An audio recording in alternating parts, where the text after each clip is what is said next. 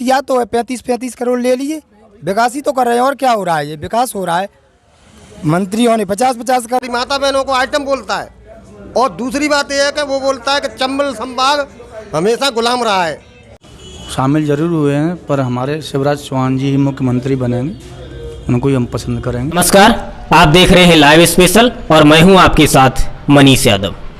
इस समय मैं मुरैना की दिमनी विधानसभा में आया हूं। दिमनी विधानसभा से कांग्रेस पार्टी ने रविंद्र सिंह तोमर, भारतीय जनता पार्टी ने गिरिराज दंडौतिया, तो वहीं बसपा प्रमुख मायावती ने दिमनी विधानसभा से राजेंद्र सिंह कंसाना को चुनावी मैदान में उतारा है। अब देखना यह है कि बसपा प्रमुख मायावती मध्य प्रदेश की राजनीति में अपनी पार्टी को किस तरीके से विस्तार कर दे पाती हैं या नहीं दे पाती, या तो यहाँ की जनता ही तय करेगी कि इस बार वो किसे जिताती है और इस बार वो किसे अपना समर्थन देती है। दिमनी विधानसभा से इस बार किस पार्टी का प्रत्याशी जीतकर विधानसभा तक का सफर तय करेगा? रविंद्र सिंह तोमर, भड़ौसा वाले, कांग्रेस पार्टी। कांग्रेस पार्टी से इनको टक्कर में कौन देगा? इनको टक्कर कौन देगा, भाजपा या बसपा? भाजपा। भाजपा टक्कर दे रही इनको, बहुत पीछे रहेगी मतों से। अच्छा, कितने मतों से लगभग पीछे? कम से कम 50-60 याते जीत कांग्रेस की कम से कम ही होगी। ये जो मध्य प्रदेश में उपचुनाव हो रहे हैं, इनमें कौन से मुद्दे चुनाव में हावी रहेंगे? स्थानीय मुद्दे या राष्ट्रीय स्तर के मुद्दे? स्थानीय मुद्दे रहेंगे, कायदे रहेंगे। इनने 35-35 करोड़ रुपए लेके बेचे वोट को, तो वोट को हमारे दाओ तब ये बने कि इनके बाप माता इन्हें पढ़ाए लिखाएंगे, ये बनाए मिनिस्टर। वोट जनता ने दाओ तब ये बने, और जनता को बेची आए। देखिए, ये कांग्रेस की बात कर रहे हैं तो जो कांग्रेस का उम्मीदवार है वो यहाँ का निवासी नहीं है। हमारे क्षेत्र की जनता चाहती है कि हमारे बीच का आदमी हो, और ये रविंद्र सिंह तोमर हैं, ये भड़ौसा के रहने वाले हैं, इसलिए इनको जनता लायक नहीं कर रही।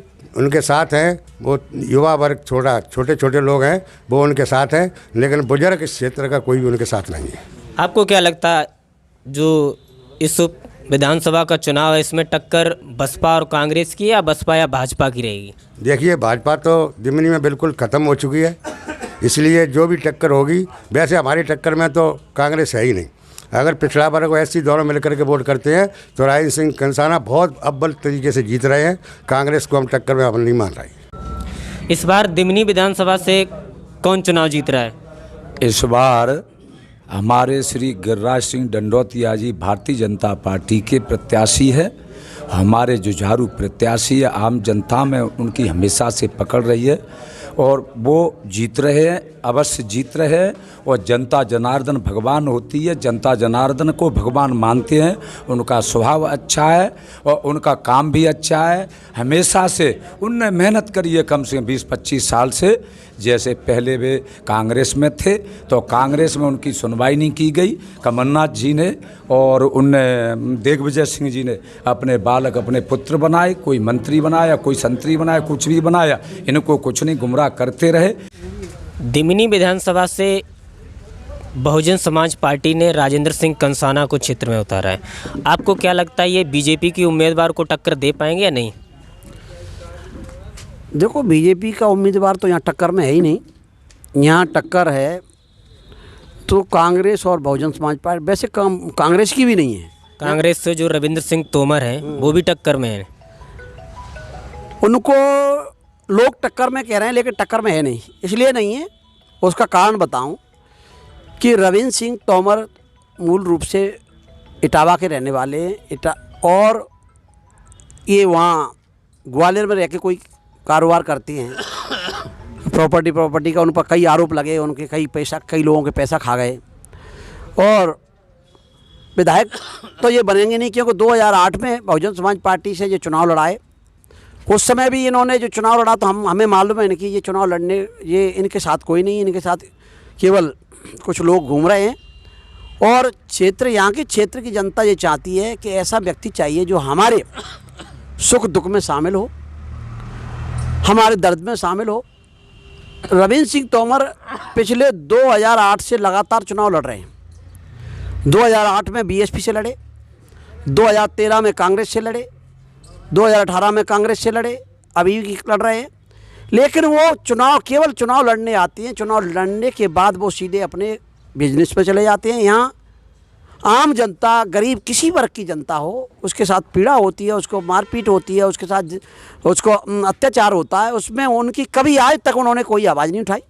लेकिन बहुजन समाज पार्टी उत्तर प्रदेश में ज़्यादा सक्रिय है, ऐसे में क्या आपको लगता है कि मध्य प्रदेश से ये सीट निकल पाएगी?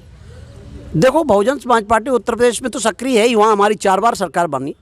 लेकिन मध्य प्रदेश में जहाँ ये चुनाव है, यहाँ आप ऐसा नहीं सोचें, ये चंबल घाटी है, चंबल संभाग वाले चंबल संभाग है। यहाँ हम जौरा को हम 3 बार जीते, सुमावली हम 2 बार जीते, मुरैना जीते, दिमनी जीते, अम्बा जीते, मेहगांव में चुनाव मेहगांव जीते, गोद में चुनाव गोद जीते, ग्वालियर में डबरा चुनाव है डबरा जीते, हम भांडेर दतिया में भांडेर जीते।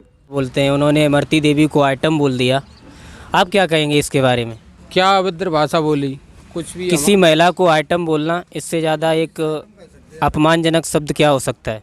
आइटम तो कुछ भी है, लड्डू है, जलेबी है।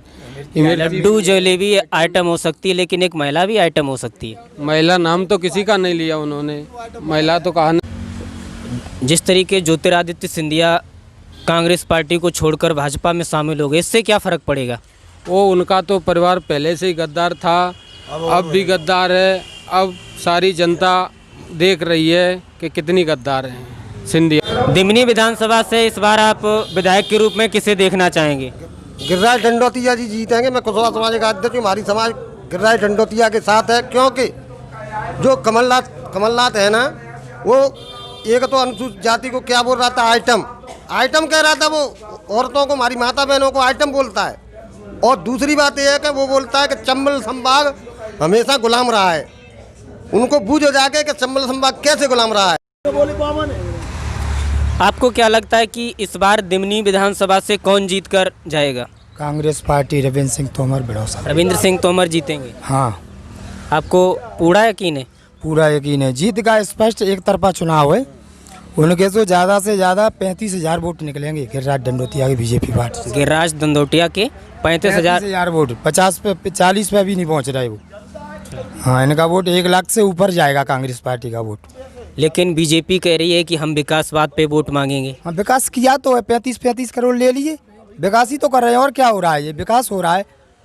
मंत्रियों ने 50 करोड़, विधायकों ने 35। तो आप मुख्यमंत्री के रूप में किसे पसंद करेंगे, शिवराज सिंह चौहान को या ज्योतिरादित्य सिंधिया को?